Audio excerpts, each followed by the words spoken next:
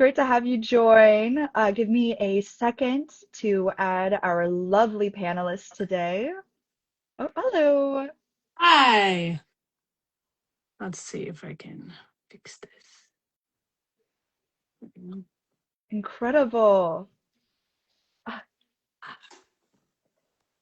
all right, 12:57. So we can have a little bit of a chit chat. Um, while everyone's joining, let us know in the chat where you're tuning in from today. Steffi, Jesse, you both look great today. Thank you. No, so kind of you. Thank you. Stop. Can you hear me okay? I can hear you perfectly. Amazing. How about you guys? Can you hear me all right? Mm, Amazing.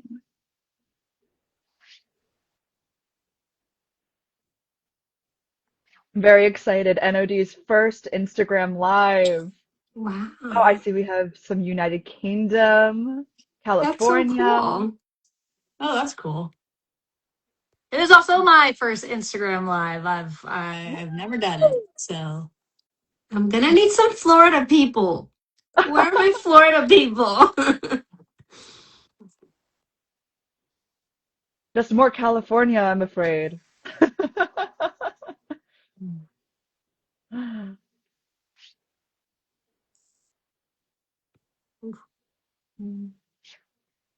How's the weather where you guys are at? Listen, this morning I woke up and I had my coffee outside and there were ashes falling, and I'm like, I'm going inside. Ashes. This is crazy. Oh my gosh. we're doing that thing. I live in the Pacific Northwest, and we're doing that thing right now.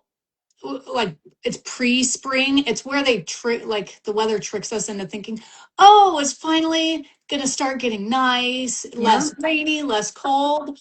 I know that's not gonna happen, but it's like gorgeous today, maybe like 50 degrees and sunny. So one thing about a good day here in the Seattle area is nobody wastes a good day. If the weather is good, people are gonna find something to do. As they should. Yeah. I love that. Oh, As a all right. Well, Florida I guess girl, I'm cold at 50 degrees. And you I'm guys cool. are thriving. I'm cold my too. sister's a Florida girl, so she's the same way. And then I'm up here in New York, like, oh, it's negative 16 degrees. Okay, let's do this. Yeah. But with that, I think we should just get started. 12:59, let's go, you know? So welcome everyone. Thank you so much for joining us at NOD's first Instagram Live and our first of our 2025 event series with the micro events. So today we're going to be focusing on a few things. We're going to be focusing on confidence, communication, and connection within interabled relationships. Before we begin, I would like to thank our partners and our leadership council members for their support, which allows us to furnish high quality educational content and make meaningful strides in the pursuit of equitable opportunities for the millions of Americans with disabilities. To learn more about accomplishing our mission together, throw your email in the chat or you can contact Paulina directly at council@nod.org. That is council@nod.org. Now, who am I? I am Katherine D'Angelo. I am the Manager of Resource Development at NOD, and I'm super excited to be a part of this. And I'm joined here by our lovely panelists. Steffi, Jesse, will you take an opportunity to introduce yourselves and to, you know, talk about what interabled relationships mean to you? Steffi, you could go first. My name is Steffi. I am a full time content creator. Sometimes people choose me to be a model. That's pretty cool. But my goal with my platform is to show everyone that would like to tune in what it's like to live with a disability. We have good days, we have bad days, but we are your human next door, literally. Yeah. Sometimes we're cooler. I'm sorry. It's just that's how it is. Um, I have been married for almost 10 years. My husband does not have a disability. Interabled relationship just means you carry a superpower with you.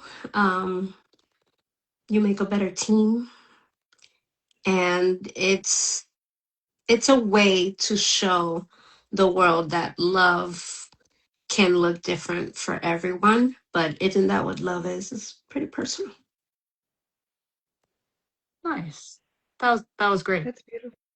Um, I'm Jesse, and I am a quadriplegic. I have incomplete quadriplegia, and I was in an accident 13 years ago now.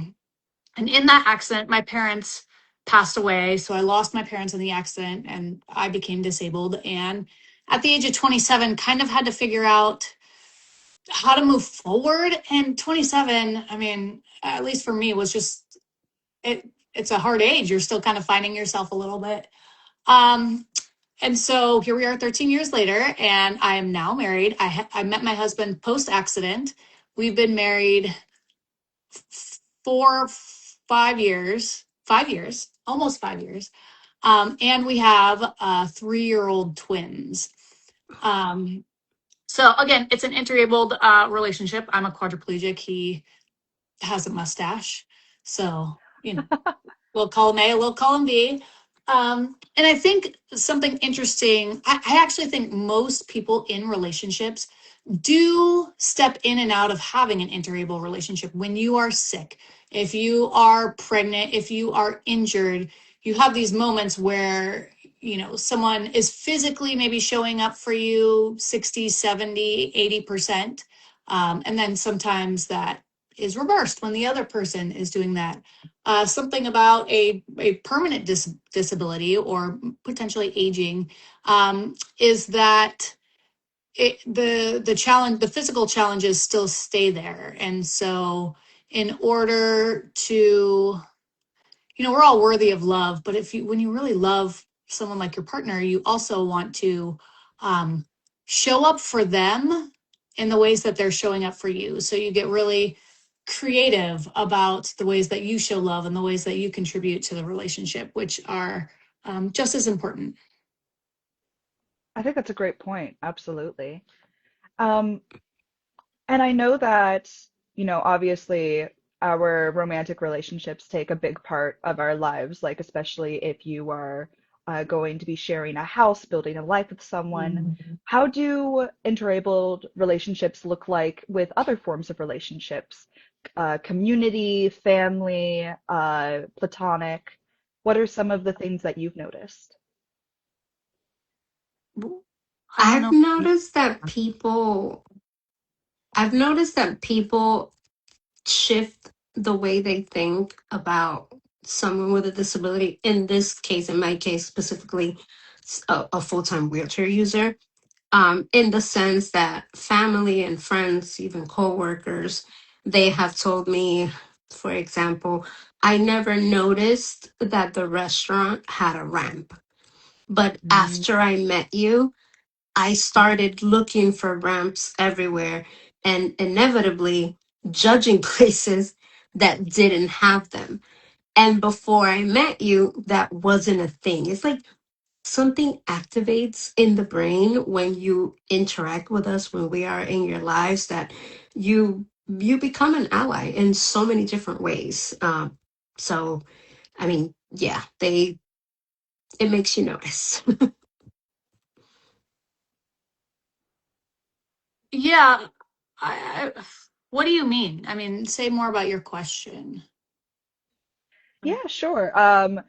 Well, I think Steffi brought up a great point with that, where the people you hang out with, they see the world differently, like with hanging out with you. They, after getting to know you, they can notice more things in a disability lens that they might not be able to.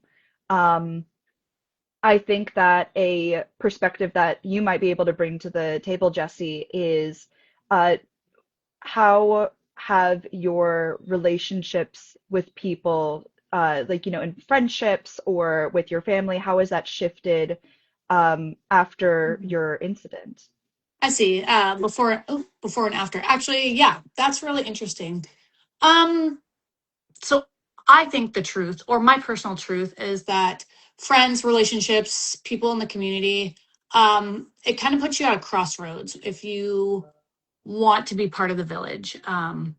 And some friends or businesses or organizations or restaurants are just not really willing to do what it takes to make you feel welcome and comfortable and willingness to show up. For example, your group chat might want to watch the game and they decide to go to someone's house.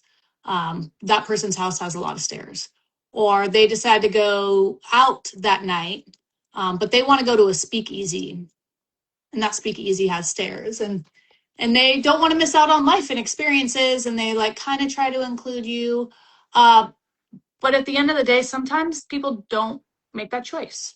Like sometimes, yeah, they don't. And so the relationships that you tend to foster and feed into are the ones that don't make it a big deal that, you go in the back door, or if you go to a concert, you're getting accessible seating, or they pick someone's house with the least amount of steps, or come over here because I'm hosting all the time, and they don't ever make you feel bad about it. But I do think that there is an intersection of communities that kind of choose not to lean into someone that needs more accommodations. Mhm. I think that's a great point. The people that stay with you, that you maintain uh, phenomenal relationships with, are the people that are willing to meet you where you're at and are also like willing to be accommodating without it being like, a big deal. Right. And I would say something about my husband. Um, there's a lot of good things about him, and we've had fights. We're married. One thing he has never once done in our entire relationship, I don't know, 8 years now, has ever made me feel bad for needing help, or needing to get on an airplane a different way, or having different seats at a concert, or not being able to go to this location, or having to parent a different way, or having to miss out on an event because it's not okay for us. He has never once made me feel like that. Even in the middle of a fight, even, we could have had some fighting words. No, not once. And I think that's really indicative of a good relationship. Absolutely, a very healthy one, and that's phenomenal. I I'm curious for both of you, since one of the biggest challenges in interabled relationships is the way ableism and assumptions can show up. And I know we've talked a little bit about, like how people are more likely to notice, like, oh, here's like a barrier, here is an accommodation to make. But on the flip side of it, what where have you seen ableism show up in like more subtle or unexpected ways in the relationships in your life, either like internally or externally? It's okay if that's a little complicated. I can simplify it a little bit. So what are some of the unexpected ways that you've seen ableism show up in the relationships that you have in your life?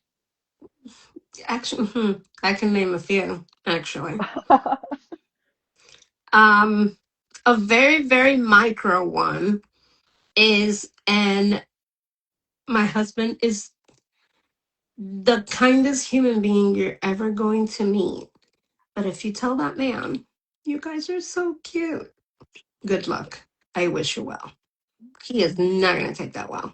He has never liked it. He has always said, like, maybe 1 out of 10 people actually, like, think we're a very cute couple, but it comes from ableism. It comes from, oh, how cute. You're with her. And he actually gets very defensive, and later comes the she's so lucky, and he stops people in his tracks. He's like, I'm a menace. I'm the lucky one. She puts up with me. As he should.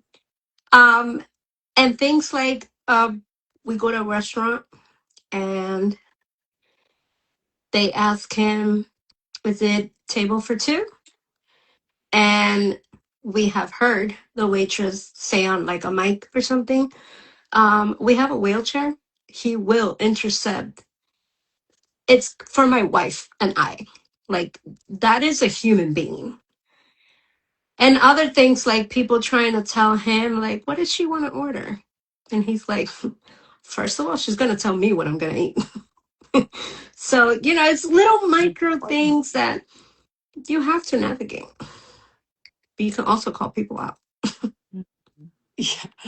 Yeah, I hate that one too when they talk. Actually, that's totally not fair. I do hate when people talk to him versus me, unless I want to check out of the conversation. But that's different. It's my choice. But Mm-hmm. I think you're onto something. Let me think this through. I think people say things like that because they have this like inherited scripts. Like we're taught to say things in moments of discomfort or, oh, this looks different, or what I'm seeing makes me feel a certain way. Maybe I'm thinking about my own mortality, or this doesn't look like my own relationship, or, maybe they look at someone like us and they're like, if they can get love, why can't I? And they say things that mean well. Like, you're so strong. You are an inspiration, right? And I think they come from these scripts, and it's totally okay that you've said these things before. You don't have to be ashamed if we're like unlearning something here, but I think sometimes over time, those compliments feel like less about who we are and more about like, I don't know, what we are surviving.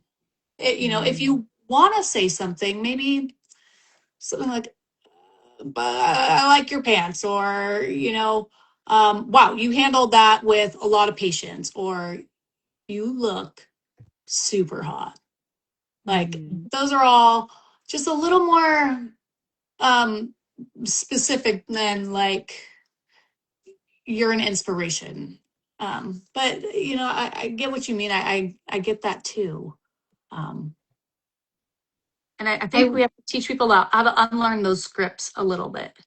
I wish people knew that telling.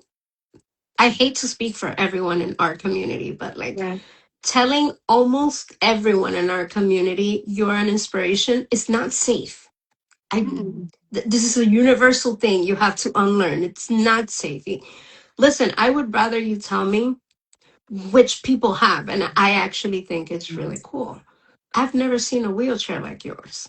Your wheelchair is pink. That's so cool. Mhm. I don't want you to not acknowledge my disability. Right. I just want you to not make me feel less than. There are pretty cool things we can talk about my disability. It's not like it didn't enter the room either. Mm-hmm. And not having it be a judgment on your independence or your like decision making abilities. Yeah, treating Yeah. you like a person. Yeah, totally. Yeah, I think that's a really great point. What so going off of that, what does you both have a lot of confidence, you both have a lot of healthy communication, both within your relationships with your partners as well as I assume with your friends and other people in your life. You know how to navigate social situations that are, you know, that can be awkward or vulnerable or uncertain. What has helped partners, friends, or colleagues check their assumptions in ways that feel supportive rather than defensive? I tell people I'm an open book with pretty common boundaries. What you wouldn't feel comfortable asking someone else, please don't you ever feel comfortable asking me. That goes for disability, non disability. But I do tell people I am a pretty open book. You don't know if I can navigate something, ask me. You don't know what the best accommodation is, ask me. And you will be surprised at how different people, different industries, different, friends, co-workers, events, trips, some people don't think it's okay to ask, even, hey, can you go up? Can you go to that building? You know, I've encountered people that think that it's offensive to even ask. So I think a really important part is to welcome. Are you're curious about something within my boundaries? I am more than happy to answer. I'm more than happy to explain maybe why I can't do that. Maybe why I physically can't go there. Maybe you don't understand it. Maybe I have to explain it to you. I do have hearing loss too, so that comes into play sometimes when like, for example, people don't think like, hey, the movie theater's pretty loud. Like, even if you have hearing loss, you can hear that, right? And it's like, no, I'm gonna need captions. And it's okay to ask. So I think voicing that and making people comfortable with a two-way conversation is pretty important sometimes. I think that's a good point. I Josie, do you have anything to say on that? I think Steffi spoke on that really well. I don't think I need to say anything on that. She spoke great. Yeah, you're very, very articulate. So how do you think, what would you recommend in order to build confidence on both sides of an interabled relationship? I mean, like any relationship, you gotta find you first. You gotta, live, laugh, wheel around the world. I don't know. You gotta find it. And to be honest, because I had that before and after, I did have like this, secondary self discovery. And if I'm gonna be honest, I just faked it. I didn't feel confident. I hated the way that the world looked at me. And I often like over explained when I was newly injured because I feel like for disabled people, explanations have been historically tied to safety, right? And dignity. Because if you explain so much, then people won't interpret you as lazy or rude or incapable or difficult. And so I did a lot of that at the beginning. Um, and that kind of messed with my confidence because then you're just like laying trauma out to the world and it gets weird in the relationships. Um, and then once I kind of found a little bit of that ableism and worked around it, I just pretended until I got it. What if I just did this and did it? So anyway, the confidence, I don't know. I can only speak for me, is just trying it on and see what happens. Go out there and date and see what happens. Yeah. Had some weird dates, had some super weird questions when I was dating. But there were also great people I met. So I don't know. I don't know. I've always been pretty protective of me and my needs and how I like present it, specifically like when I was dating and stuff. Like, I guess I was being protective of, don't you ever make me feel bad for having a disability. Like, that's not going to be allowed. You're not a savior, you're not an angel, you're not doing charity. um I always try to like, hey, this is who I am, this is what I need, these are the things I can do, these are the things that I cannot do. These are my boundaries. And I think confidence goes a really, really long way in any kind of relationships, when you're out in the world presenting yourself. And when you place firm boundaries, people will know, okay, this is how I can interact with her, this is how I can help her, this is, she doesn't like this. Like, I guess I didn't leave too much room for trial and error because If you messed up, that's on you. I told you about it. Stephanie, So can I ask, did you grow up as a disabled child? Did you come to adolescence and adulthood? I was And born with it. I wonder if that's an interesting intersection between growing up with a disability and then having the shift and having to learn all of that the hard way. Yeah, that's really interesting. I'm really proud that you were able to do that when you were dating. That's incredible and such a great example for people like me who, when I became disabled, kind of had to figure out how to exist in this community and didn't realize that I didn't have to trauma dump, like literally lay everything out to be accepted, to date, to have friends, to go to the movies. I could just have boundaries and ask for what I need and not explain how I go to the bathroom to everybody. I can just go.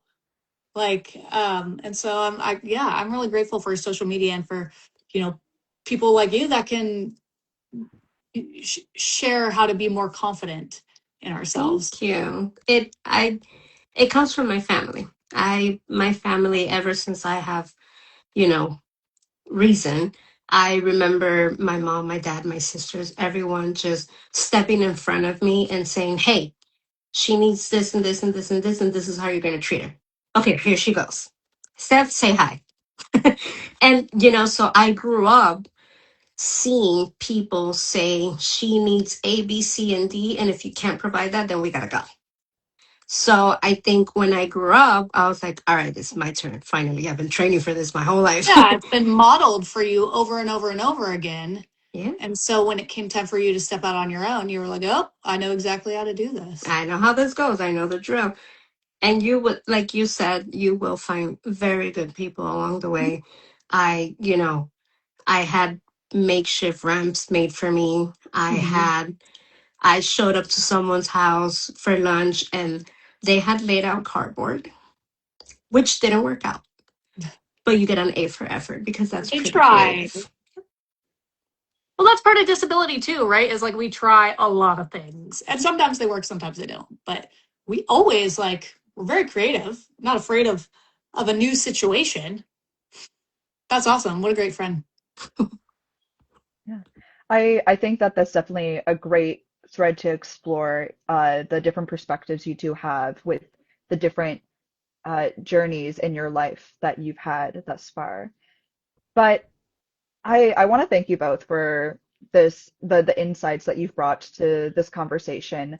We're going to, we're close to closing out, but we want to take a few questions from the audience. So if you're in the audience, give us some questions. I see that we have one right here.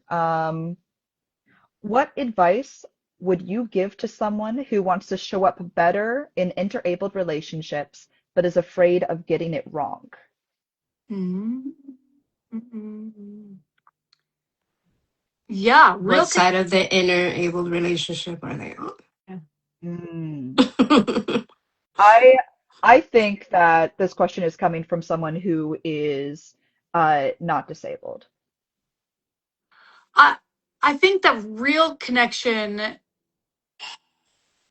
doesn't come from making yourself fully knowable on demand on both sides, right? You don't have to unleash all your mysteries right at the beginning. It comes from being allowed to unfold at the same time. And I think that can apply to both partners.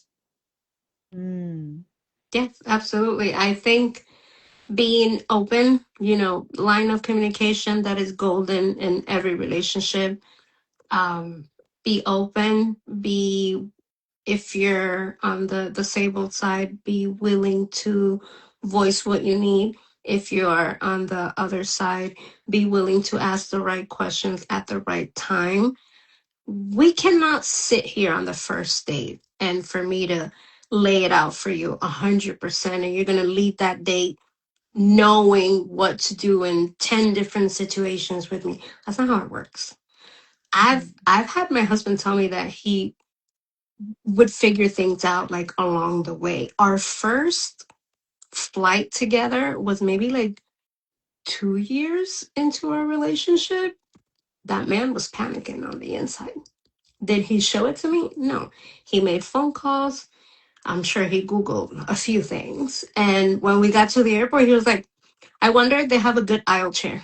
I'm like, you didn't Oh, even know what an aisle he's chair was he's before. flexing, huh? Okay. Yeah. Yeah. And I'm like, okay, so you did your research. We got to get there early because, I want to let them know that we're here early. And I'm like, prepared. Okay. So Okay. it could take years. No. I think that's a really good point. I think we have one more minute for questions. Um, here's a fun one. What is your plan for Valentine's Day this year, if any?